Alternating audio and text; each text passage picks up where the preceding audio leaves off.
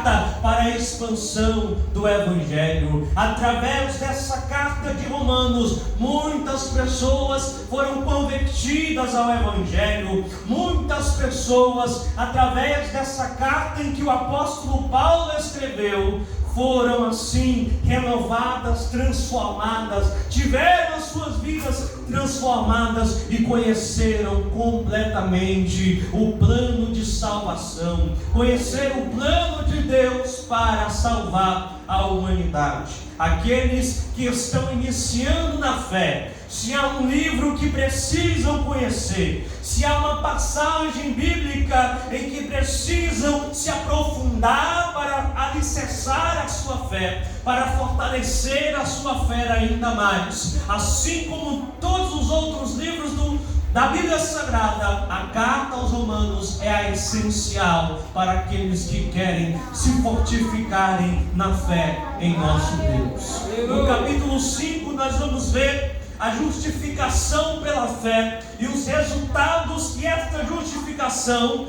faz em nossas vidas. E aqui vemos que Paulo vai dizer que, sendo pois justificados pela fé, temos paz com Deus. A justificação pela fé faz com que tenhamos paz com Deus por meio de nosso Senhor Jesus Cristo.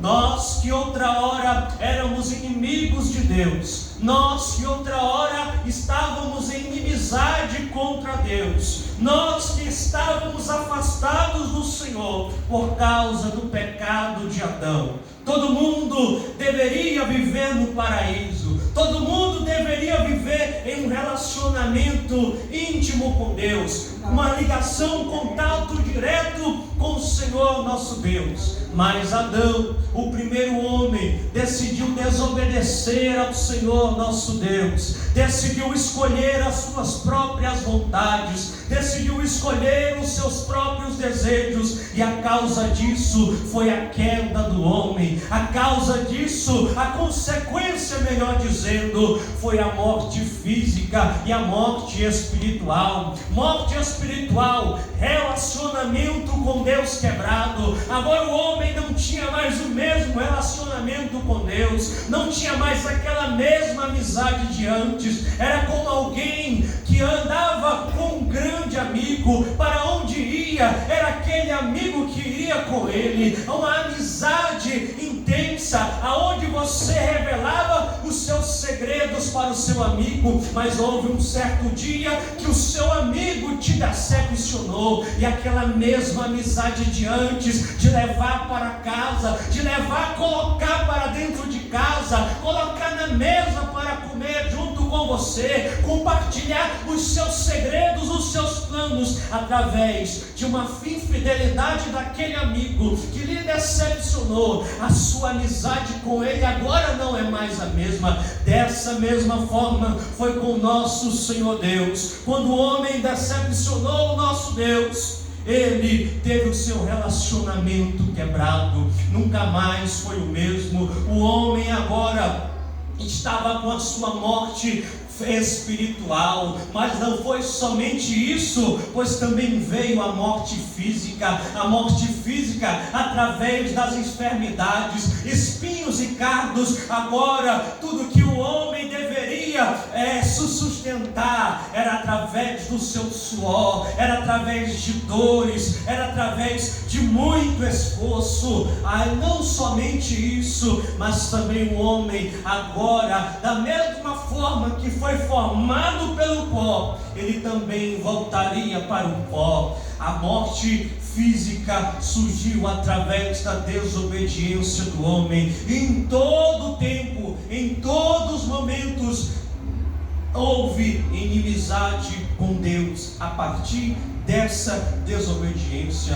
O versículo 18 lá de Romanos 1 vai dizer: porque do céu se manifesta a ira de Deus sobre toda a impiedade e injustiça dos homens que detêm a verdade em justiça. Os pecados dos homens fizeram com que a ira de Deus fosse manifestada. A prova disso é quando olhamos para a história. A prova disso é quando olhamos para aquele momento do grande dilúvio, quando olhamos para os dias de Noé, aonde muitos casavam e davam-se em casamento, aonde muitos aproveitavam a sua vida em orgias, onde muitos aproveitavam a sua vida em prostituição, em bebedices. Mas houve um tempo em que levantou-se um homem e era o pregoeiro da justiça. Esse homem era Noé, que durante 127 anos, 100 anos mais ou menos,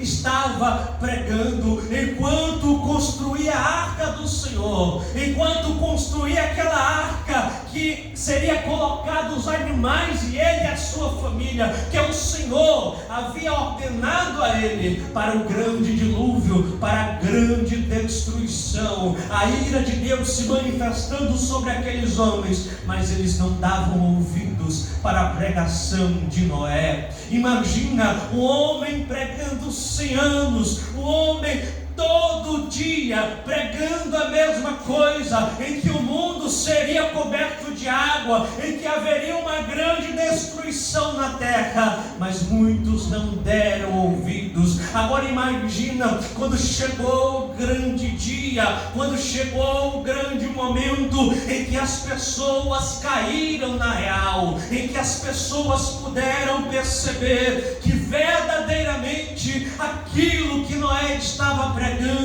era verdade, aquilo que Noé estava pregando estava se cumprindo, e a água começando a cair em um lugar em que era escasso, onde não havia chuva. Pela primeira vez os homens estavam vendo chuva caindo naquele ambiente, mas já era tarde demais. O plano de Deus já havia sido decretado, Deus já havia ordenado em que somente Noé e sua família haveria de se salvar. Apesar de que depois Noé ainda falhou em se embriagar após o dilúvio, mas o Senhor achou graça naquele homem e agiu com soberana misericórdia. Se nós olharmos também para a cidade de Sodoma e para a cidade de Gomorra, nós vemos também que da mesma forma que nos dias de Noé, aquelas pessoas se encontravam em total depravação.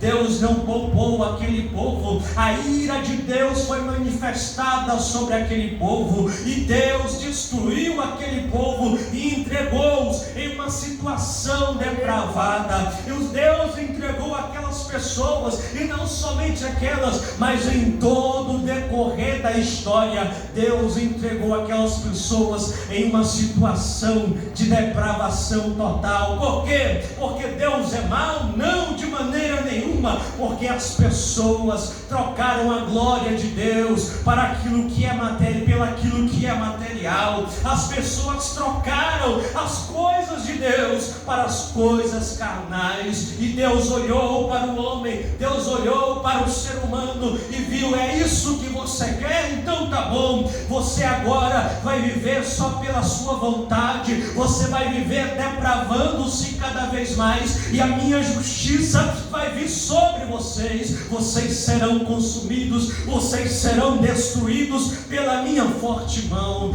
Mas Deus não deixaria o ser humano sofrer por tanto tempo assim, e através de nosso Senhor Jesus Cristo, a barreira da inimizade contra Deus, através de nosso Senhor Jesus Cristo, nós que outra hora éramos inimigos de Deus, fomos agora reconciliados com Ele. Se outra hora nós éramos seus inimigos, agora através do nosso Senhor Jesus Cristo passamos a ser o seu amigo. Nós que outra hora estávamos em guerra contra o nosso Deus, através do Senhor Jesus Cristo fizemos as pazes com o nosso Deus, e agora somos justificados não pelos nossos méritos, mas tão somente pela fé naquele que se entregou a si mesmo por nós.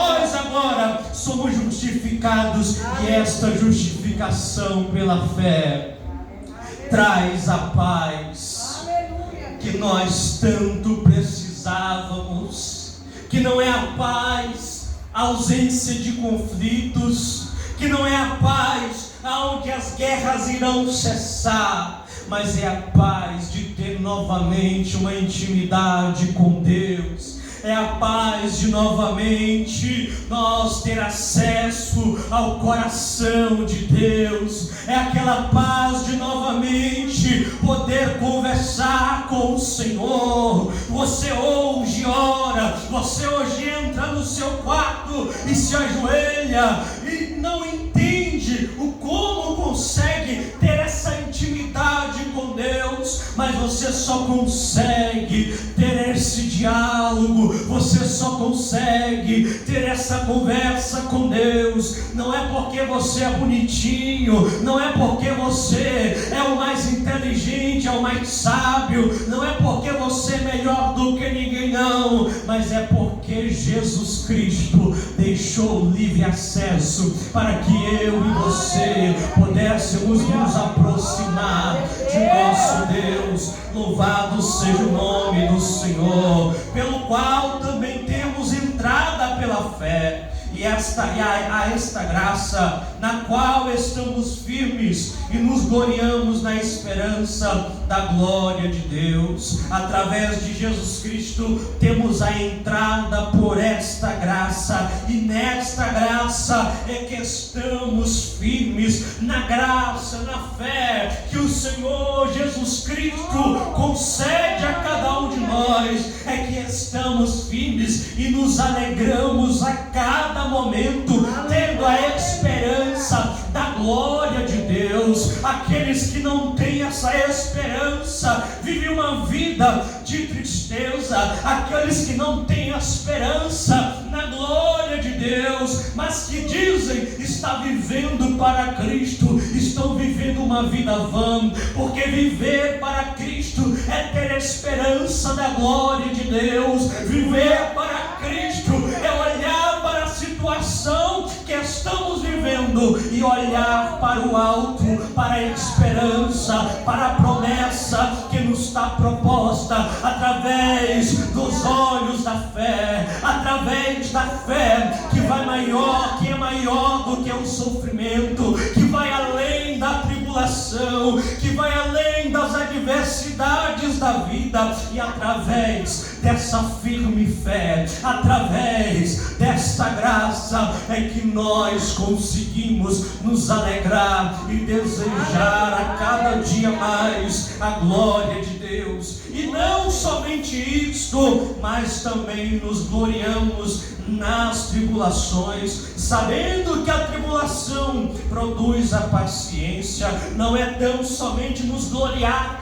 nos alegrar esperando a glória de Deus, mas é também se alegrar no meio das tribulações, porque a tribulação vai produzir em nós paciência, a tribulação vai produzir em nós perseverança. É você sendo forjado, é você sendo alicerçado, é cada luta, é cada dor, é cada tribulação, mas você ainda está de pé, porque há uma esperança dentro do seu coração. Você ainda está de pé, porque há uma graça sustentando o seu coração, há uma graça sustentando a sua vida no momento em que você pensa em desistir, mas a graça soberana, a fé soberana que vem de Deus é que sustenta você, é que alicerça você, é que não faz você ser levado aos ventos da tribulação.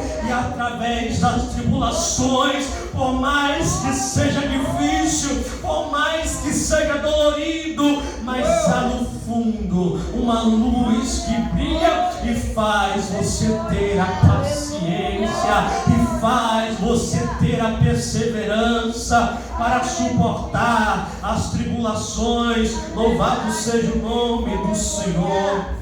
E além da tribulação que produz a esperança, produz a paciência, e a paciência a experiência, e a experiência a esperança. Então vai sendo uma fase, vai sendo degraus. Uma vez você está com paciência, e essas paciências em meio à tribulação vai trazer a você experiência. Agora, aquelas lutas que você olha para trás, você vê, realmente elas me ensinaram, realmente aquelas lutas lá atrás, aquelas tribulações lá atrás contribuíram para a minha experiência, contribuíram para a minha maturidade cristã. Agora eu sou um crente mais fortalecido, agora eu sou um crente mais alicerçado. Aquelas mesmas tribulações lá do passado não me afetam mais. Às vezes você até olha e diz: meu Deus, como é que eu conseguia ficar tão inquieto com situações tão pequenas que eu passava lá atrás, olhando as situações de agora que são bem maiores, mas lá na frente, essas tribulações que você olha que é maior agora, vão se tornar minúsculas, porque você foi amadurecido, porque você passou mais uma fase, você pulou mais um degrau, você foi subindo na escada até chegar aos céus de glória, e você olhará para trás e vai dizer: valeu a pena cada esforço, valeu a pena cada joelho dobrado, valeu a pena cada oração, valeu a pena cada lágrima derramada, porque agora tudo isso trouxe para mim uma esperança que não é uma esperança distante, não é uma esperança como o mundo vê, como o mundo diz: a esperança é a última que morre. Mas para o crente genuíno, para o crente verdadeiro, ele sabe que a sua esperança nunca morre, a sua esperança nunca falha, porque a sua esperança está naquele que tem a vida eterna, está naquele que dá a vida eterna, está naquele que tem todo o poder nos céus e na terra. Louvado seja o nome do Senhor. Versículo 5 nos diz: e a esperança não traz confusão, porquanto o amor de Deus está derramado em nossos corações pelo Espírito Santo que nos foi dado. A esperança que temos, ela não traz confusão, ou em outras palavras, não seremos confundidos, não seremos envergonhados. A nossa esperança não é em vão. Se há uma coisa que é impossível para Deus, é que Ele minta, e Ele tem prometido um galardão para cada um de nós. Ele tem feito uma promessa para você, e se Ele não mente, no seu tempo, no momento certo, Ele irá cumprir essa promessa sobre cada um de nós. E essa esperança que Deus nos dá, podemos ficar tranquilos, porque não seremos envergonhados. As pessoas não irão zombar de nós, dizendo: cadê a promessa que Deus tinha em sua vida? Cadê aquilo que Deus tinha prometido para você? Zombando de você, pode ficar tranquilo, pois isso não acontecerá, porque Deus irá cumprir a seu tempo a sua promessa. Louvado seja Deus. Porquanto o amor de Deus está derramado em nossos corações. Tenha certeza disso, que o amor de Deus está derramado em nossos corações, através do Espírito Santo que nos foi dado. Está aí uma grande promessa que Deus havia prometido lá atrás, através do profeta Joel.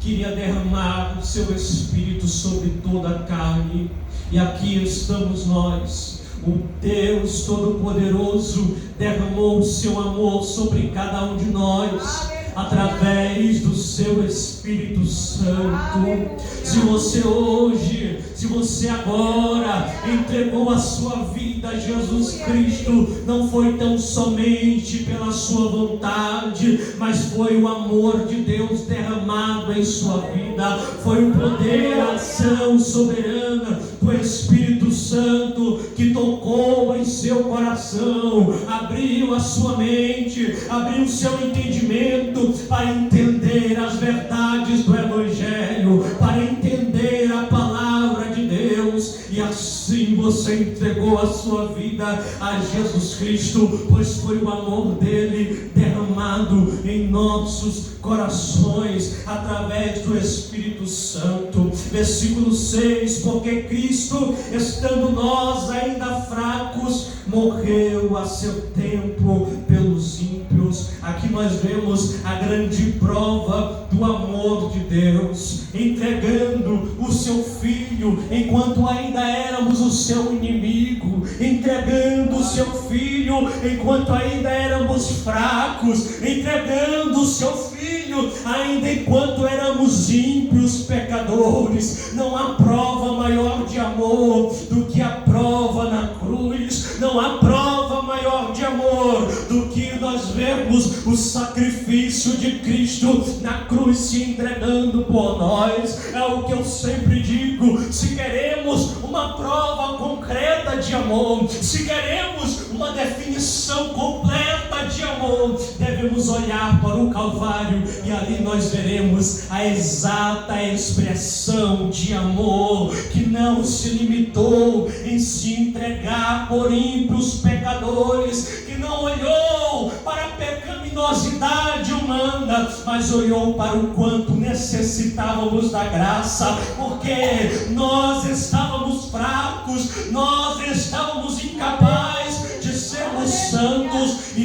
o Senhor nosso Deus, olhando essa necessidade sobre cada um de nós, teve total amor, teve total misericórdia, para que assim pudéssemos agora ser pessoas justificadas, para que assim pudéssemos agora ser pessoas renovadas pelo seu tão grande amor. Versículo 7: porque apenas alguém morrerá por um justo, pois poderá ser que pelo bom alguém ouse morrer. Talvez pelo homem bom, pelo homem justo, alguém possa morrer. Por ser uma pessoa boa, por ser alguém justo, que anda em retidão, que anda em justiça. Talvez por essa pessoa, qualquer um de nós aqui, podemos morrer por essa pessoa, no lugar dessa pessoa, porque é uma pessoa boa e queremos o bem daquela pessoa. Mas, irmãos, quando Jesus Cristo olhou para a terra, quando nosso Deus olhou para a terra, não havia nenhum justo sequer para que ele pudesse morrer. Talvez pelo homem bom, Paulo diz, alguém ouse morrer, talvez alguém morra por ele, mas Cristo olha para a terra de um canto a outro e não acha nenhum homem bom sequer. Jesus não acha nenhum homem justo sequer. O texto diz: não há um justo sequer, não há ninguém que faça o bem.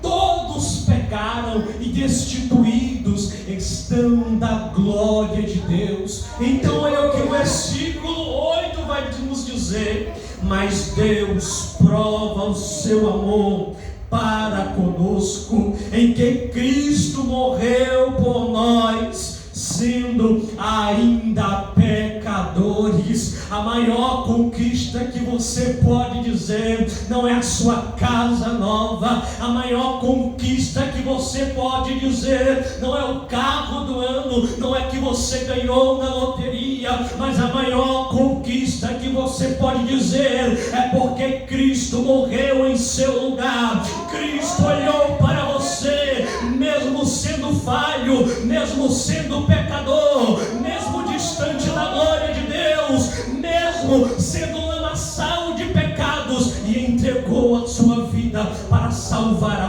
tua. É esta a maior conquista que você você pode se gloriar, é esta a maior conquista que você pode se alegrar, porque agora você tem um nome escrito nos céus, porque agora você tem um nome escrito no livro da vida. Esta é a maior conquista de cada um de nós, porque nós éramos pecadores, porque nós estávamos distantes. Cada um que estava aqui, cada um que já esteve aqui na terra, era um pecador desde o seu nascimento, já nasceu no meio do mundo corrompido, mas Cristo, pelo seu grande amor, não olhou para o seu pecado. Cristo, pelo seu grande amor, Ele se entregou para tirar os seus pecados, Ele se entregou para salvar a sua vida, para que agora pudéssemos ter o acesso ao coração de Deus.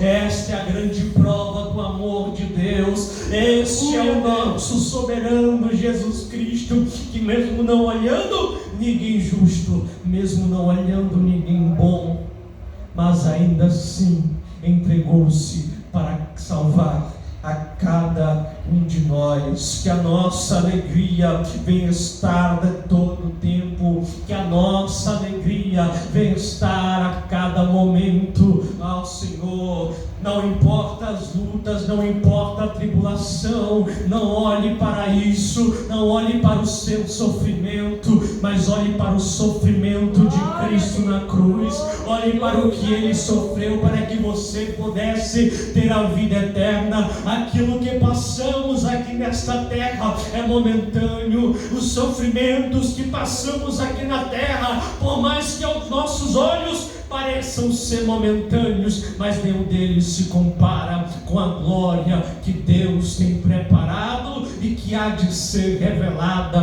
para cada um de nós. Que a graça do Senhor Jesus Cristo venha habitar de maneira grandiosa sobre cada coração, que todos sejam cheios do poder e da glória de Deus. Aqui eu encerro essa mensagem agradecendo a oportunidade em nome de Jesus.